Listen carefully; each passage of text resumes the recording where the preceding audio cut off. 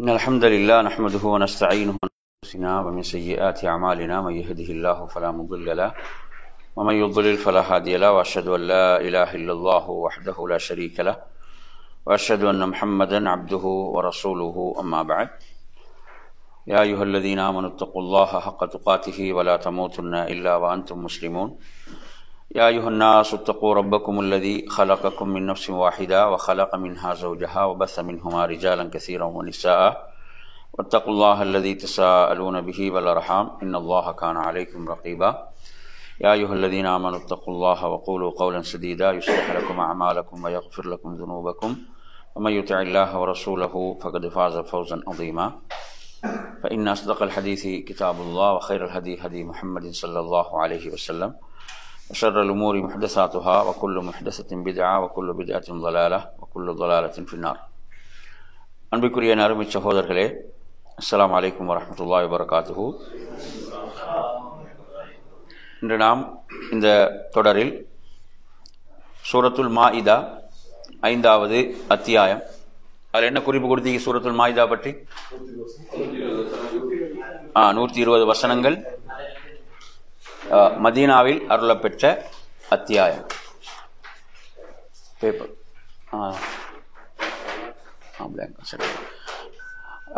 ஹைர்.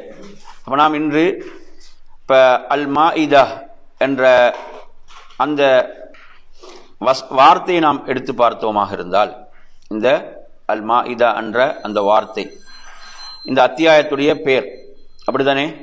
இப்போ அல் மாஇதா என்று சொன்னால் உணவு தட்டு என்பது அதனுடைய பொருளாக இருக்கிறது. இந்த பேர் இந்த அத்தியாயத்துக்கு வருவதற்கான காரணத்தை நீங்கள் இந்த அத்தியாயத்துடைய இறுதியில், இந்த அத்தியாயத்தினுடைய இறுதியில் உள்ள வசனங்களில் நீங்கள் பார்க்கலாம். அதாவது ஹவாரியூன்கள் என்பவர்கள் ஈசா அலைஹிஸ்ஸலாத்தினுடைய சிஷ்யர்களாக இருந்தவர்கள். அவர்கள் ஈசா அலைஹிஸ்ஸலாமிடம் என்ன கேட்கிறார்கள் என்றால், உமது இறைவனுக்கு முடியுமா, உமது இறைவனுக்கு முடியுமா, அதாவது வானத்திலிருந்து ஒரு உணவு தட்டை எமக்கு அருள்வதற்கு, எமக்கு இறக்கி வைக்க முடியுமா என்று கேட்கிறான். கேட்கும்போது ஈசா அலைஹிஸ்ஸலாம் அவர்களுக்கு முதலாவது செய்த உபதேசம் இத்தகுல்லாஹ் இன் குந்தும் முஃமினீன், நீங்கள் மூமின்களாக இருந்தால் அல்லாஹ்வை அஞ்சிக் கொள்ளுங்கள் என்று சொல்றான். நீங்க மூமின் இறை நம்பிக்கையாளர்களாக இருந்தால் அல்லாஹ்வை அஞ்சிக் கொள்ளுங்கள் என்று அவர்களுக்கு உபதேசம் செய்கிறார்கள்.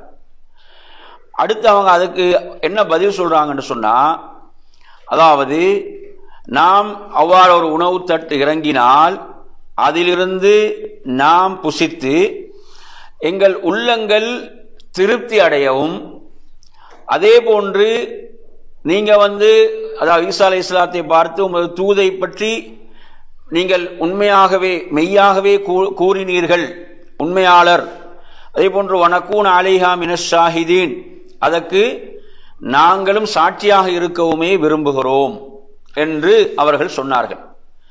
இப்படி சொன்னவுடன் ஈசா அலைஹிஸ்ஸலாம் அவர்கள் அல்லாஹ்விடத்திலே ஒரு துஆ செய்தார்கள். அல்லாஹும்ம ரப்பனா, ரெண்டு வார்த்தையும் அந்த துஆல வருது. அல்லாஹும் என்ற வார்த்தையும் பாவிக்கிறாங்க, ரப்பனா என்ற வார்த்தையும் பாவிக்கிறாங்க. அல்லாஹும்ம ரப்பனா அன்சில் அலைனா மாஇதத்தம் மினஸ் ஸமா, வானத்திலிருந்து எமக்கொரு உணவு தட்டை இறக்குவாயாக, இறக்கி வைப்பாயாக என்று அவங்க துஆ செய்கிறாங்க.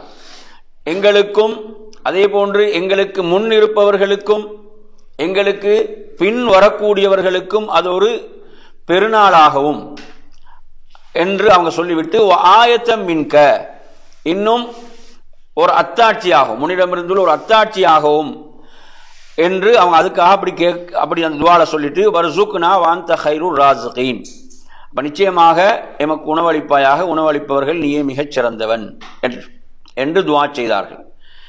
அல்லாஹ் இதற்கு என்ன பதில் சொன்னான் என்று சொன்னால், அதாவது நான் உங்களுக்கு என்ன செய்வேன், உணவை இறக்கி வைப்பேன். ஆனால் அதற்கு பிறகு யாராவது இந்த அற்புதத்தை பார்த்த பிறகும் நிராகரிப்பாளர்களாக இருப்பார்களாக இருந்தால் இதை மறுப்பார்களானால், அதாவது உலகத்தில் யாரையும் வேதனைப்படுத்த தண்டிக்காத அளவுக்கு நான் அவர்களை தண்டிப்பேன்.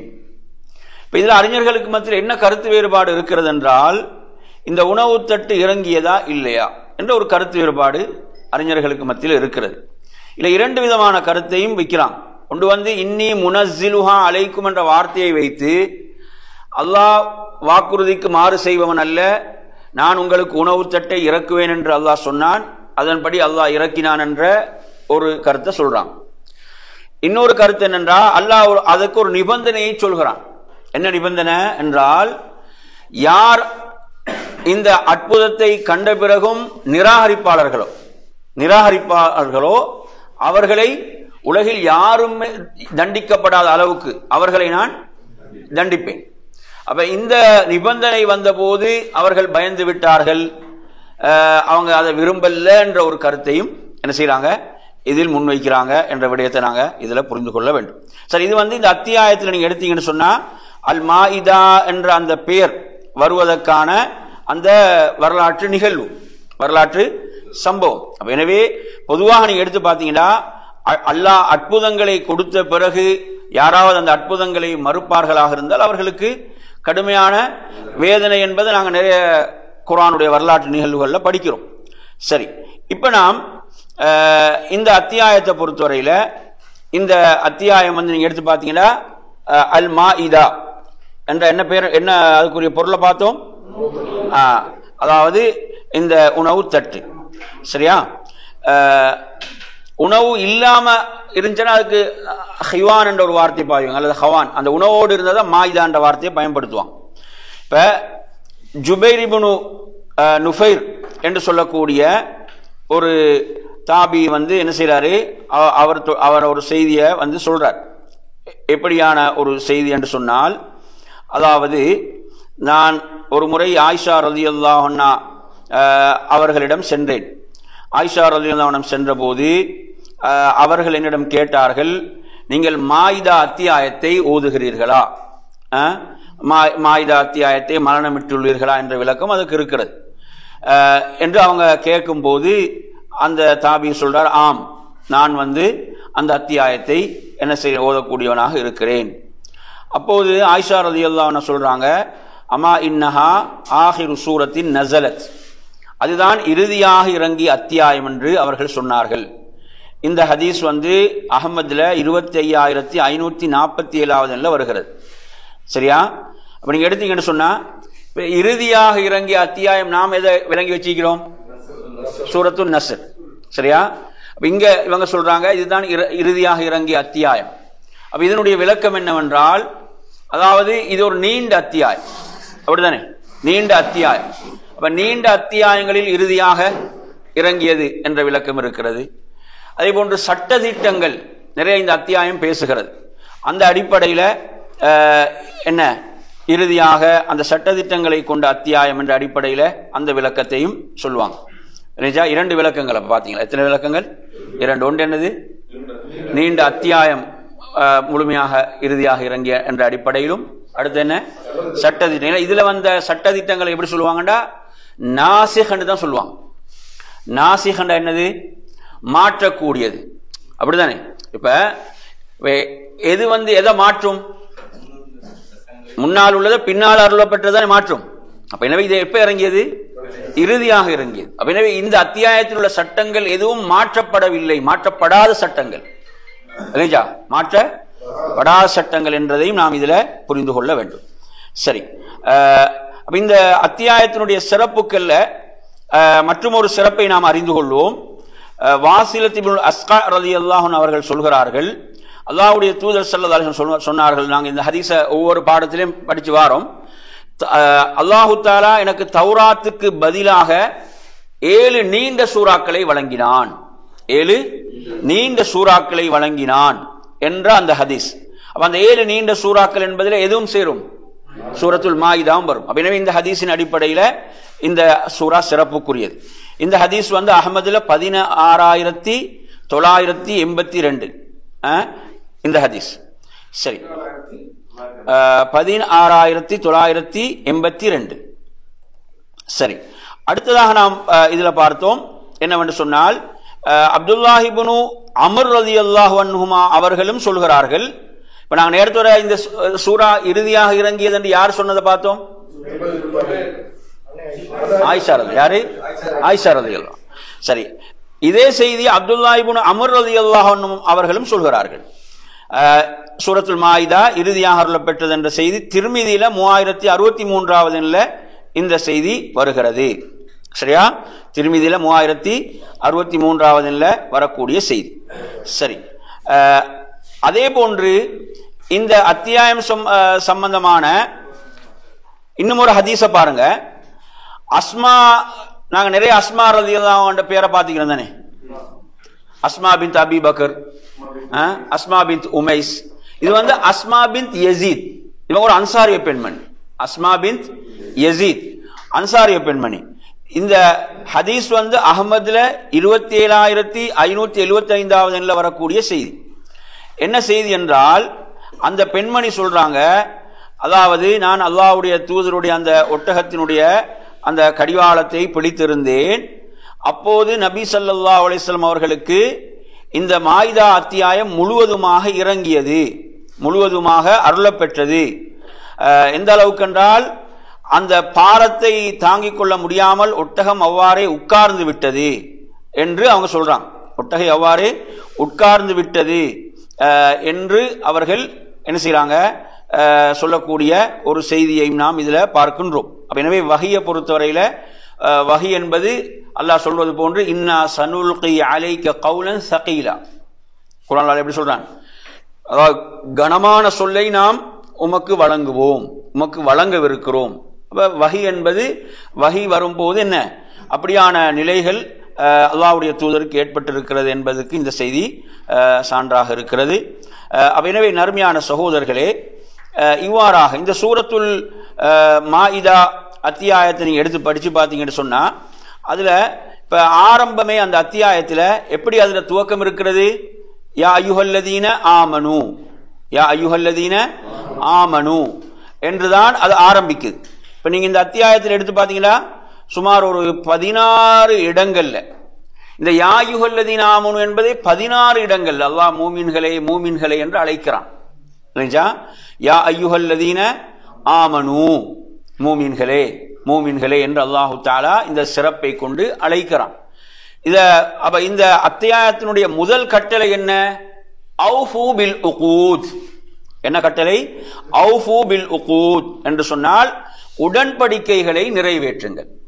என்னதான் கட்டளை? உடன்படிக்கைகளை நிறைவேற்றுங்கள் என்பதுதான் இந்த அத்தியாயத்தினுடைய கட்டளையாக இருந்து கொண்டிருக்கிறது. எனவே நறுமையான சகோதரர்களே, உடன்படிக்கைகளிலே மகத்தான உடன்படிக்கை எது? படைத்த ரப்போடு ஒவ்வொரு அடியானும் செய்த உடன்படிக்கை. படைத்த ரப்போடு ஒவ்வொரு அடியானும் செய்த உடன்படிக்கை தான் மகத்தான உடன்படிக்கை. அதை நாம் என்ன செய்கிறோம்? ஒவ்வொரு தொழுகையிலும் ஒவ்வொரு ரக்காத்திலும் நினைவு கூறுகிறோம். எந்த வசனம்? எந்த வசனம்?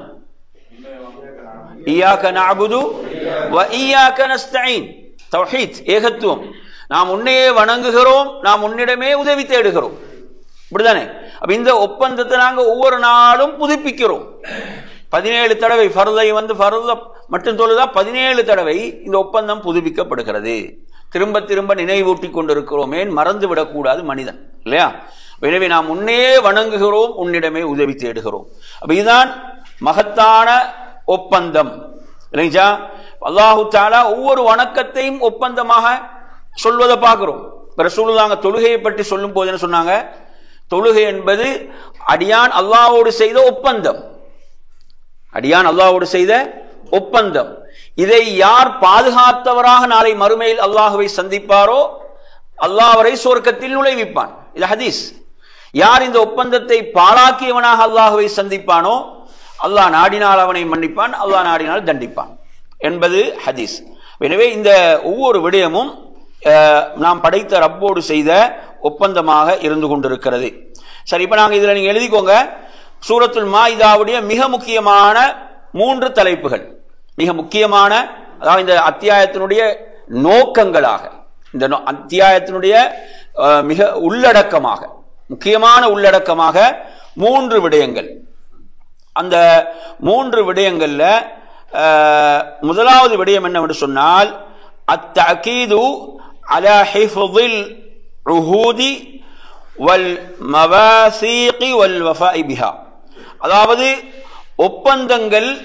ஒப்பந்தங்களை அல்லாஹ்வோடு செய்த அதாவது உடன்படிக்கைகள், பொதுவாக ஒப்பந்தங்கள் உடன்படிக்கைகளை நிறைவேற்றுவதனுடைய முக்கியத்துவம், உடன்படிக்கைகளை நிறைவேற்றுவதில் உள்ள முக்கியத்துவம், அதை என்ன செய்யணும், அவைகள் நிறைவேற்றப்பட வேண்டும் என்பது இந்த அத்தியாயம் உள்ளடக்கி இருக்கக்கூடிய முக்கியமான அம்சம், முக்கியமான விடயம். சரியா? இந்த இது எங்க பாத்தீங்கன்னு சொன்னா பசாயிர் ذوي التمييز என்ற நூல், இமாம் ஃபைரூஸ் ஆபாதிக்குரிய அந்த நூல்ல அதை அவர் குறிப்பிடுகிறார். இரண்டாவது விடயம் என்னவென்றால் அதாவது பயானுல் கஸீரி மினல் அஹ்காமி ஷர்இய்யா. இந்த அத்தியாயம் அதிகமான மார்க்க சட்டதிட்டங்களை பற்றி விளக்குகிறது. அதிகமான மார்க்க சட்டதிட்டங்களை பற்றி இந்த அத்தியாயம் விளக்குகிறது. மார்க்க சட்டதிட்டங்கள் உள்ள பல விடயங்களை இந்த அத்தியாயம் விளக்கு. இது தஃப்சீர் இப்னு ஆஷூர்ல 6ஆம் பாகத்தின் 6ஆம் பாகம் 73ஆம் பக்கத்தில் இருக்கிறது. இமாம் இப்னு ஆஷூர்ல தஃப்சீர். மூன்றாவது விடயம் இந்த அத்தியாயம் பேசக்கூடிய விடயம் அதாவது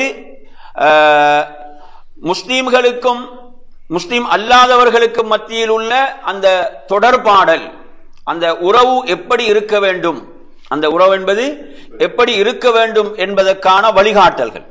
இதையும் இமாம் இப்னு ஆஷூர் தனது தஃப்சீர்ல 6ஆம் பாகத்தின் 73ஆம் பக்கத்துல குறிப்பிடுகிறார். அப்ப இந்த மூன்றும் இதுல பிரதான தலைப்புகள். முதலாவது விஷயம் என்ன படிச்சோம்? ஒப்பந்தங்கள் உடன்படிக்கைகளை என்ன செய்ய, அவைகளை நிறைவேற்ற வேண்டும் என்ற விடயம் விளங்கிச்சா? அதை வலியுறுத்தி இந்த அத்தியாயம் பேசுகிறது. இரண்டாவது விடயம் என்ன? பல மார்க்க சட்ட திட்டங்களை பற்றி இந்த அத்தியாயம் விளக்குகிறது. மூன்றாவது என்ன? முஸ்லிம் அல்லாதவர்களுடைய அந்த தொடர்பாடல்கள், உறவு என்பது எப்படி பேணப்பட வேண்டும், அதனுடைய ஒழுங்குகள் சம்பந்தமாக பேசுகிறது. அப்ப இது 3 பிரதான உள்ளடக்கம். சரி, அடுத்து நாங்க வருவோம். இந்த அத்தியாயத்தினுடைய தலைப்புகளாக 7 தலைப்புகளை சொல்றார். மொத்தம் 7 தலைப்புகள். அந்த ஒவ்வொரு தலைப்பாக நாம் இப்போது பார்ப்போம். இதில் முதல் தலைப்பாக அவர் சொல்கிறார் தக்ரீருல் அகீதத்தி ஸஹீஹா வல் இஹ்திமாமு பி உமூரி தௌஹீத் வ தஸ்ஹீஹுல் கஸீரி மினல் முஅத்தகதாத்தில் பாத்திலா வ தذكீரு பி யௌமில் கியாமா. முதல் விடயமாக இதில் என்ன சொல்றாருண்டா, அதாவது சரியான அகீதா, சரியான சீரிய கொள்கையை இந்த அத்தியாயம் உறுதிப்படுத்துகிறது. அதே போன்று தௌஹீதுடைய விடயங்களுக்கு இந்த அத்தியாயம் முக்கியத்துவம் கொடுக்கிறது. அதே போன்று பல அசத்திய வழிகேடான கொள்கைகளை சரி செய்கிறது. இவையெல்லாம் அசத்தியமான கொள்கை, பாத்திலான கொள்கை என்று சொல்லி அதை விளக்கி அதிலிருந்து விடுபடுவதற்காக வழிகாட்டுகிறது. அதே போன்று மறுமை நாளை பற்றி இந்த அத்தியாயம் நினைவு கூறுகிறது. இதுல முதலாவது அம்சமாக சொல்கிறார், முதல் விடயம். சரியா? சரி, இரண்டாவது விடயமாக இதுல பாத்தீங்கன்னு சொன்னா, அதாவது அன்னல் ஹுக்ம லில்லாஹி தஆலா வஹ்தஹு, தீர்ப்பளிப்பவன் அல்லாஹ் ஒருவன் மட்டுமே. அதே போன்று அல்லாஹுவை விட அழகாக தீர்ப்பளிப்பவன் வேறு யாரும் இல்லை. அதே போன்று எவற்றை அல்லாஹ் அருளினானோ, அல்லாஹ் அருளிய வேதத்தை கொண்டு தீர்ப்பளிப்பது கட்டாய கடமை. அதே போன்று ஜாஹிலிய தீர்ப்புகளை எல்லாம் இந்த அத்தியாயம் என்ன செய்கிறது என்றால் இல்லாமல் ஆக்குகிறது, செல்லுபடி அற்றதாக ஆக்குகிறது. ஜாஹிலிய தீர்ப்புகளை எல்லாம் செல்லுபடி அற்றதாக ஆக்குகிறது. இப்ப நான் உதாரணமாக நீங்க இந்த அத்தியாயத்துல அதாவது 44வது வசனத்தை நீங்க எடுத்தீங்கன்னா அல்லாஹ் சொல்கிறான், வமல்லம் யஹ்கும் பிமா அன்ஸலல்லாஹு ஃபஉலாயிக ஹுமுல் காஃபிரூன். அல்லாஹ் அருளியதை கொண்டு யார் தீர்ப்பளிக்கவில்லையோ அவர்கள் தான் காஃபிர்கள் என்று அல்லாஹ் சொல்கிறான். அதே போன்று வமல்லம் யஹ்கும் பிமா அன்ஸலல்லாஹு ஃபஉலாயிக ஹுமுல் ஸாலிமூன். அதற்கு அடுத்த வசனம் 45வது வசனம், அல்லாஹ் அருளியதை கொண்டு யார் தீர்ப்பளிக்கவில்லையோ அவர்கள்தான் அநியாயக்காரர்கள் என்று அல்லாஹு தஆலா சொல்கிறான்.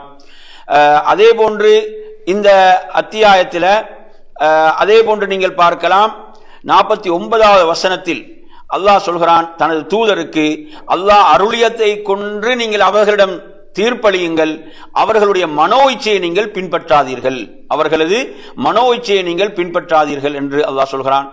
50வது வசனத்திலே அல்லாஹ் கேட்கிறான், அஃபஹுக்மல் ஜாஹிலியத்தி யபூன், அவர்கள் அறியாமை கால அந்த தீர்ப்புகளை சட்டங்களையா அவர்கள் விரும்புகிறார்கள் என்று கேட்டுவிட்டு அல்லாஹ் சொல்கிறான், வமன் அஹ்ஸனு மினல்லாஹி ஹுக்மன் லிகௌமி யூகினூன், உண்மையாகவே மறுமையை உறுதி கொண்ட மக்களுக்கு அல்லாஹுவை விட அழகாக தீர்ப்பளிப்பவன், அழகான தீர்ப்பளிப்பவன் யார் என்று அல்லாஹ் கேட்கிறான். இந்த வசனங்கள் எல்லாம் நீங்க இது மட்டுமல்ல, தீர்ப்பு சம்பந்தமா இன்னும் நிறைய வசனங்கள் அந்த அத்தியாயத்தில் நீங்க வருவதை நீங்க பார்க்கலாம்.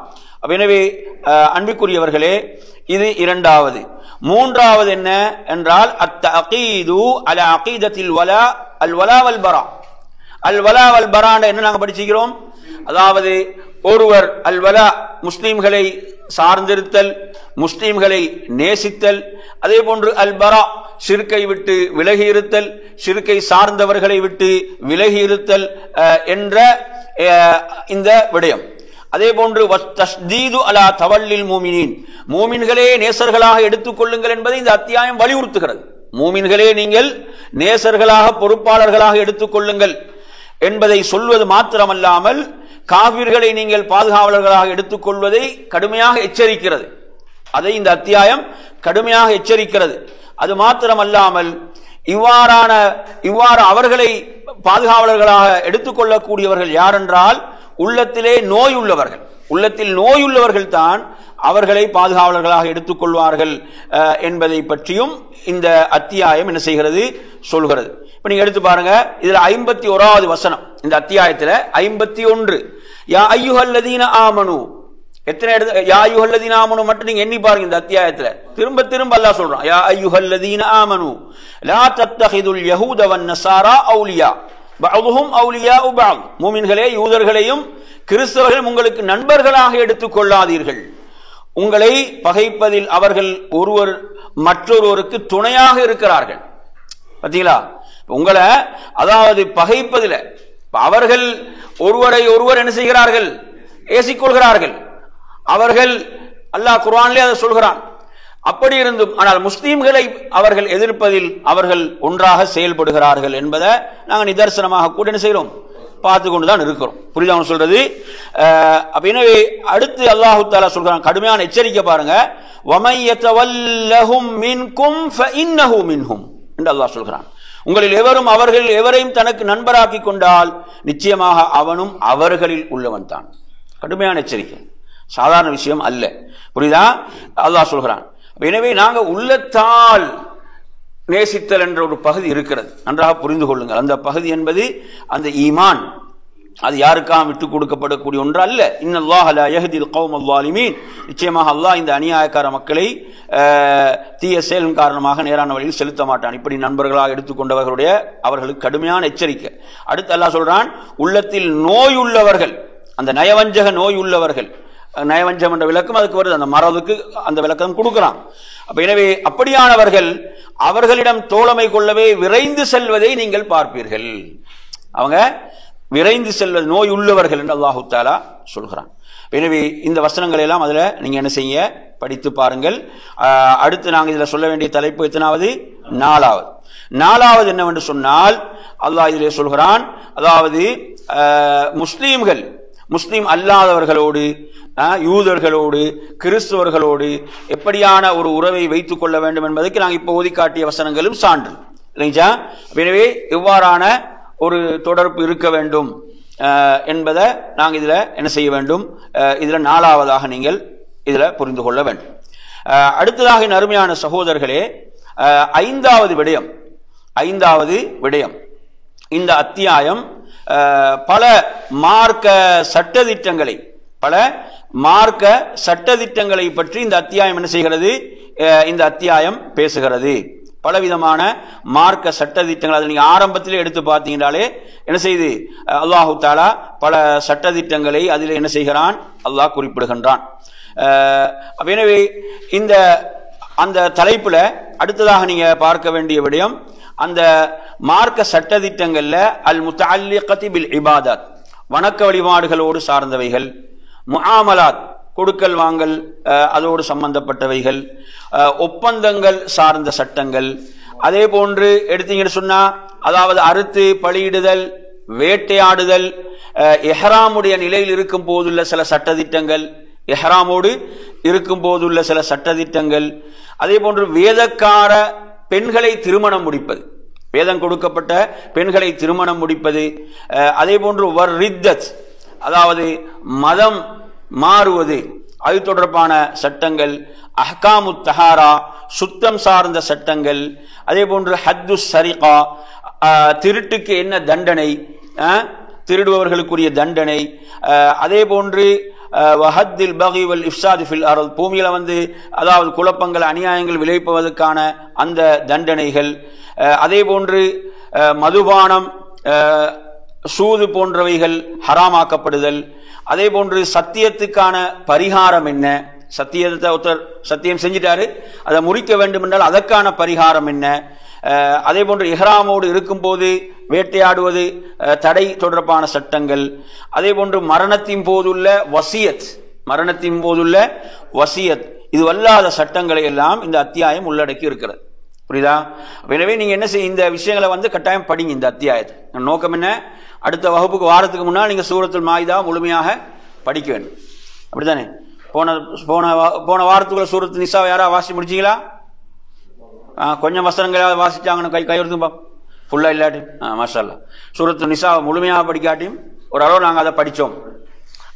அதே மாதிரி இந்த வாரம் உங்களுக்கு என்ன சூரத்துல் மாயிதாவை நீங்க படிக்க வேணும். இப்ப இந்த சொன்ன விஷயங்கள் அதற்கான அந்த வசனங்களை எல்லாம் நீங்க பார்க்கணும். இப்ப இதுல சொல்லப்பட்ட ஒவ்வொன்றும் அந்த வசனங்களா, இந்த வசனம் எந்த இடத்துல வருது, இந்த வசனம் எந்த இடத்துல வருகிறது என்பதை நாம் கவனிக்கணும். அதே போன்று ஆறாவதாக என் அருமையான சகோதரர்களே, இந்த அத்தியாயம் அதாவது சில வரலாறுகளையும் உள்ளடக்கி இருக்கிறது. சில வரலாறுகள் நாங்க சொன்னோம். இந்த அத்தியாயத்துடைய பேரோ இதோடு சம்பந்தப்பட்டது, ஒரு வரலாறோடு சம்பந்தப்பட்டிருக்கிறது. அதே போன்று பனு இஸ்ரவேலர்கள் மூசா அலைஹிஸ்ஸலாத்து அவர்களோடு உள்ள சில விஷயங்களை இந்த அத்தியாயம் சில வரலாறுகளை பேசுது. அதே போன்று ஆதமுடைய 2 மக்களுடைய வரலாறு. என்ன வரலாறு அது? அந்த வரலாறுல என்ன மிக முக்கியமான விடயம் என்று சொன்னால் பொறாமை. என்ன வந்துட்டாங்க, 2 சகோதரர்களுக்கு மத்தியில பொறாமை ஏற்பட்டு விட்டது. புரியுதா அவங்க சொல்றது?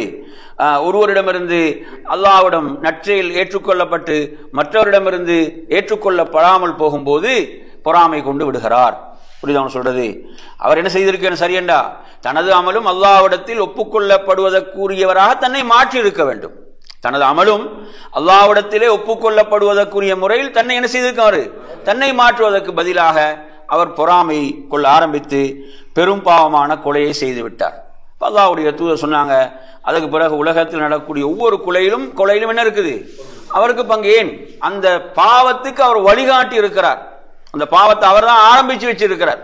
அப்ப இதுல கடுமையான எச்சரிக்கை இருக்குது. என்ன, யாராவது ஒரு ஊர்ல ஒரு பாவத்தை அவர் தான் அறிமுகப்படுத்துறாருன்னு வைங்களே, ஒரு பாவத்தை அவர் தான் அறிமுகப்படுத்துறார்.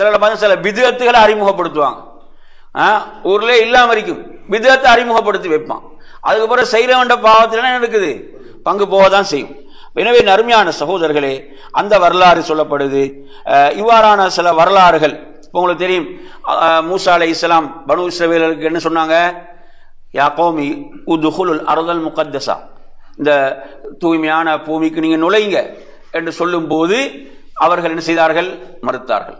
அங்கு ஒரு பலமிக்க கூட்டம் இருக்கிறது, அவர்கள் வெளியேறினா தான் நாங்க என்ன செய்வோம், உள்ளே செல்வோம் என்று சொல்லி மூசா அலைஹிஸ்ஸலாத்துடைய கட்டளை அவர்கள் ஏற்றுக்கொள்ள மறுத்தார்கள். அல்லாஹு தஆலா இறுதியில எந்த அளவுக்கு அவர்களை அல்லாஹ் மூசா அலைஹிஸ்ஸலாத்துடைய துஆவின் மூலம் ஆக்கினான் என்று சொன்னால் 40 வருடங்கள் யதீஹூன ஃபில் அர்த், பூமியில ஒரே இடத்துல சுற்றி கொண்டிருந்தான். அல்லாஹ் 40 வருடங்கள் பைத்துல் மக்தஸுக்குள் நுழைவதை அல்லாஹ் அவர்களுக்கு ஹராம் ஆக்கி விட்டான். 40 வருஷங்கள் ஹராம், நுழையவே முடியாது. இல்லையா? அவங்க சுற்றி வந்து திரும்ப அதே இடத்துல தான் இருப்பாங்க. இப்படி ஒரு தண்டனை அல்லாஹ் அவர்கள் கொடுத்தான். சுமார் 40 வருடங்கள் இப்படி ஒரு தண்டனையை அவர்கள் சந்தித்தார்கள். இதில் அறிஞர்கள் சொல்லக்கூடிய முக்கியமான மற்றொரு விளக்கம் தான், அதாவது ஒரு சமுதாயம் அல்லாஹுடைய உதவியை பெறுவதற்கு தகுதி இல்லை என்றால் அல்லாஹ் என்ன செய்வான், அந்த சமுதாயத்தை போக்கிவிட்டு வேறொரு சமுதாயத்தை என்ன செய்வான், கொண்டு வருவான். இல்லையா? அதற்கு பிறகு வந்தவர்களால் தான் பைத்துல் மக்திஸ் வெற்றி கொள்ளப்பட்டது என்பதை நாங்கள் பார்க்கிறோம். மூசா அலைஹிஸ்ஸலாம், ஹாரூன் அலைஹிஸ்ஸலாம் மரணித்து விட்டார்கள்.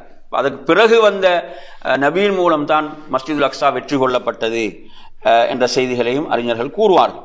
எனவே அருமையான சகோதரர்களே, அதில் 7ஆவதாக தலைப்பு பார்த்தீங்கன்னு சொன்னா, அல்லாஹு தஆலா வேதக்காரர்களுடைய சில நிலைகளை பற்றி சொல்கிறான். அதே போன்று வேதக்காரர்கள் என்ன செய்தாங்க, ஒப்பந்தத்தை மீறினார்கள், ஒப்பந்தத்துக்கு மாறு செய்தார்கள், அல்லாஹ்வால் அருளப்பட்ட வேதத்தை மாற்றினார்கள். அதே போன்று அவர்களுடைய வழிகட்ட பல அகீதா கொள்கைகளையும் அல்லாஹ் அதிலே பேசுகிறான். அதே போன்று அவர்கள் அல்லாஹ்வுக்கு பிள்ளை இருப்பதாக என்ன செய்தார்கள், ஒரு அபாண்டத்தை ஏற்படுத்தினார்கள். அல்லாஹ்வுடைய தூதருடைய ரிசாலத்தை, இறுதி தூதருடைய ரிசாலத்தை அவர்கள் மறுத்தார்கள். இப்படி பல, அதாவது தவறான கொள்கைகளையும் இந்த அத்தியாயம் பேசுகிறது. எனவே அருமையான சகோதரர்களே, இந்த அடிப்படையில் இதில் மொத்தம் நாங்கள் 7 தலைப்புகள். சரி, இப்போ நாங்கள் என்ன செய்வோம் என்றால், ஒரு சுருக்கமான ஒரு மீட்டல் மாத்திரம் செய்து கொள்வோம். அந்த மீட்டல்களில் சூரத்துல் மாஇதா என்ற அந்த பெயர் தொடர்பான விடயத்துக்கு எந்த செய்தியை நாங்கள் முன்வைக்கலாம்? ஹவாரியூன்கள். அதே போன்ற ஹதீஸ்ல வந்த செய்திகள் எது? ஆயிஷா ரலியல்லாஹு அன்ஹா அவர்கள் கேட்ட அந்த செய்தியை நாங்கள் ஆதாரமாக முன்வைக்க முடியும். அதே போன்று இந்த அத்தியாயத்துடைய சிறப்புக்கு நாங்கள் முன்வைத்த ஹதீஸ் எது? 7 நீண்ட சூறாக்கள் எனக்கு தௌராத்துக்கு பகரமாக வழங்கப்பட்டது என்ற ஹதீஸ். சரி, அதே போன்று இந்த அத்தியாயம் தொடர்பான செய்திகளில் மற்றும் ஒரு முக்கியமான செய்தி என்ன படித்தோம்? இறுதியாக அருளப்பெற்ற அந்த அத்தியாயம் என்ற அந்த செய்தியை படித்தோம். சரி, அதே போன்று இந்த அத்தியாயத்தினுடைய இந்த சிறப்புக்களில் நாங்கள் அடுத்ததாக நீங்கள் பார்த்தீங்கன்னு சொன்னால், இந்த அத்தியாயம் உள்ளடக்கி இருக்கக்கூடிய விஷயங்கள் எடுத்து நாங்கள் படித்து பார்த்தோம்னு சொன்னால், இது வந்து சூரத்துல் மாஇதா என்பது மதீனாவில் அருளப்பட்டது, பாதல் ஹிஜ்ரா, ஹிஜ்ரத்துக்கு பிறகு அருளப்பட்டது. இல்லைங்களா? இப்போ உதாரணமாக நீங்கள் எடுத்தீங்களா, இப்போ இதில் வரக்கூடிய வசனங்களில் இப்போ அல் யௌம அக்மல்து லக்கும் தீனக்கும் வ அத்மம்து அலைக்கும் நிஅமதி என்ற வசனம் எங்கே அருளப்பட்டது? அரஃபால, ரசூலுல்லாஹி இறுதி ஹஜ்ஜில். அதான் நீங்கள் என்ன புரிஞ்சுக்கணும்னு சொன்னால், ஹிஜ்ரத்துக்கு பிறகு நபி அவங்க மக்காவில் இருக்கும்போது அருள பெற்றாலும் அது எதுதான்? மதீனாவில் அருளப்பட்டதாகத்தான் என்பதையும் நாம் இங்கே புரிந்து கொள்ள வேண்டும். சரி, இப்போது நாம் இந்த அத்தியாயத்தினுடைய பிரதான 3 தலைப்புகள், 3 பேர் யாரா ஒவ்வொருத்தர் சொல்லுங்க. முதலாவது விஷயம் என்ன? ஒப்பந்தங்களை என்ன செய்யுங்க, நிறைவேற்றுங்கள். ஒப்பந்தங்கள் வந்து நிறைவேற்றப்பட வேண்டும். ஒப்பந்தங்களை பற்றி நாளை மறுமையில் நிச்சயமாக அல்லாஹ்விடத்தில் விசாரணை இருக்கிறது.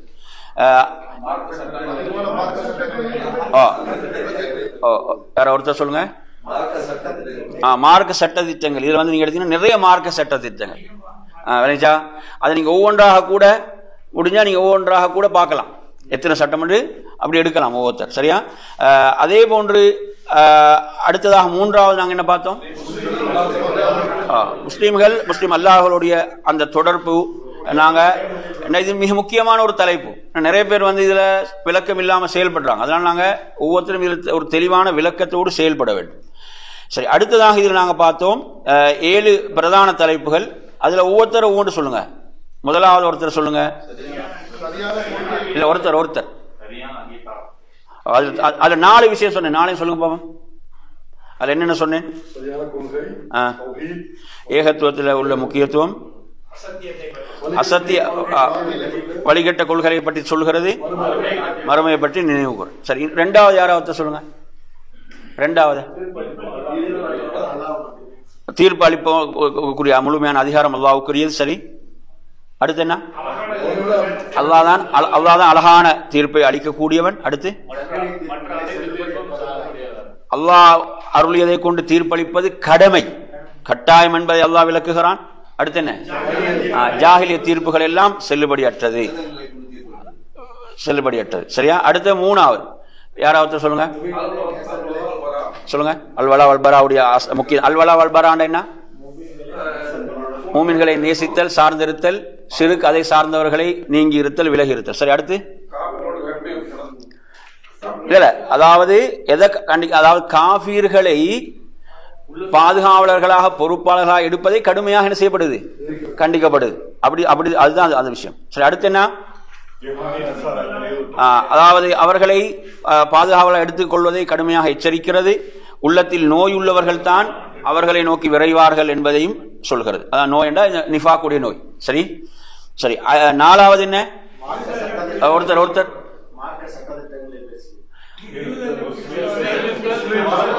முஸ்லிம்கள் முஸ்லிம் அல்லாதவர்கள் யூதர்கள் நசாராக்களோடு எப்படியான தொடர்பை பேண வேண்டும். சரி, ஐந்தாவது விஷயத்தை யாரா சொல்லுங்க. ஒருத்தர் சொல்லாதவங்க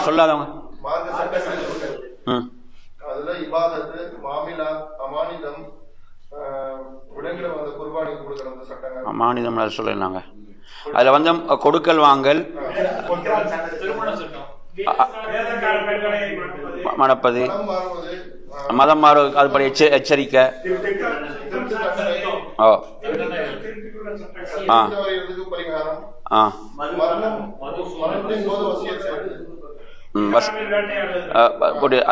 தொடர்பான சட்டங்கள் அதுல இருக்கு. வசியத், மரணிக்கும் போதுள்ள வசியத். சரி, ஆறாவது விஷயத்தை யாரா சொல்லுங்க. வேற யாரோ ஒருத்தர். அந்த அத்தியாயம் உள்ளடக்கி இருக்கக்கூடிய வரலாறுகள் என்னென்ன வரலாறு? மாயிதா அந்த உணவு தட்டுடைய வரலாறு இருக்குது. அது மாதிரி 2 மகான்கள் தொடர்பான வரலாறு இருக்குது. மூசா அலைஹிஸ்ஸலாம் இஸ்ரவேலர்களோட சில வரலாறுகள் அந்த அத்தியாயம் பேசுகிறது. சரி, 7வது விடயம் வேதக்காரர்களுடைய நிலைகள், அவங்க ஒப்பந்தத்தை முறித்தவைகள், அல்லாஹ்வுடைய வேதத்தை வந்து மாற்றியது, அவங்க அகீதாவில் வழிகட்டு போனது, அல்லாஹ்வுக்கு ஒரு பிள்ளை இருப்பதாக அபாண்டம் சொன்னது, அதே போன்று இறுதி தூதருடைய அந்த தூதுத்துவத்தை ரிசாலத்தை அவர்கள் மறுத்தது, இது போன்ற பல வழிகேடுகளை பற்றி அல்லாஹு தஆலா என்ன செய்கிறான்? அதிலே சொல்கிறான். எனவே அந்த அடிப்படையில் நீங்க எடுத்தீங்கன்னு சொன்னா இந்த அத்தியாயம் மிக பிரதானமான தலைப்பு என்ன? ஒப்பந்தங்களை என்ன செய்யணும்? ஒப்பந்தங்களை நிறைவேற்ற வேண்டும். விளங்கிச்சா? ஒப்பந்தங்களை நிறைவேற்ற வேண்டும் என்ற விடயம் நீங்க எடுத்து பாத்தீங்கன்னா அல்லாஹு தஆலா இந்த அத்தியாயத்துல அந்த ஆரம்பத்தில் உள்ள வசனங்கள் நீங்க எடுத்து படிச்சு பாத்தீங்கன்னு சொன்னா அல்லாஹு தஆலா யூதர்களோடு செய்த ஒப்பந்தத்தை யூதர்கள் எப்படி முறித்தார்கள் அல்லாஹ் சொல்றா பாருங்க. அவங்க ஒப்பந்தத்தை முறித்ததற்காக லஅன்னாஹும், நாம் அவர்களை சபித்தோம் என்றான் அல்லாஹ். வஜஅல்னா குலூபஹும் காசியா, அந்த உள்ளங்களை நாம் கல் நெஞ்சங்களாக ஆக்கினோம். பாத்தீங்களா? ஒப்பந்தத்தை அவர்கள் மீறிய போது, அதுவும் அவர்களுக்கு எப்படி ஒப்பந்தம் என்று சொல்லி சொன்னால் அதுல 12 பேரை அவங்க தேர்ந்தெடுக்கிறான். மூசா அலைஹிஸ்ஸலாம் 12 பேரை தேர்ந்தெடுத்து அழைத்து கொண்டு போகிறார்கள். அல்லாஹ் சொல்றான், வலகத் அஹதல்லாஹு மீசாக பனி இஸ்ராயில், பனி இஸ்ரவேலிடத்தில் அல்லாஹு தஆலா ஒப்பந்தம் செய்தான். அவர்கள் எத்தனை? 12 நகீபன். 12 பேர் மூசா அலைஹிஸ்ஸலாம் செலக்ட் பண்ணி எடுக்கிறாங்க. அல்லாஹ் அவங்களுக்கு என்ன சொல்றான்? நல்ல, இது முக்கியமான விஷயம். இன்னி மாக்கும், நான் உங்களோடு இருப்பேன். அல்லாஹ் சொல்கிறான், நான் உங்களோடு இருப்பேன். இந்த விஷயங்களை நீங்க செயல்படுத்தினா. முதல் விஷயம் என்ன? லைன் அகம்துமுஸ் ஸலா, நீங்கள் தொழுகையை நிலைநாட்டினால், வ ஆதைதுமுஸ் ஸகா, ஸகாத்தை நீங்கள் கொடுத்தால், வ ஆமன்தும் பிருசுலி, இது முக்கியமான வார்த்தை. வ ஆமன்தும் பிருசுலி, ருசுலி என்றது பன்மையில வருது. அப்படி என்ன அர்த்தம்? எனது தூதர்களை நீங்கள் நம்பிக்கை கொண்டால். அப்ப தூதர்கள் என்றால் எல்லா தூதர்களும் அல்லாஹ்வால் அனுப்பப்பட்ட, அவங்க இறுதி தூதருடைய நுபுவத்தை ஏற்றுக்கொள்ள மறுத்தார்கள். ஆமன்தும் பிருசுலி, புரியுதா சொல்றது? எனது தூதர்களை நீங்கள் நம்பிக்கை கொண்டால்.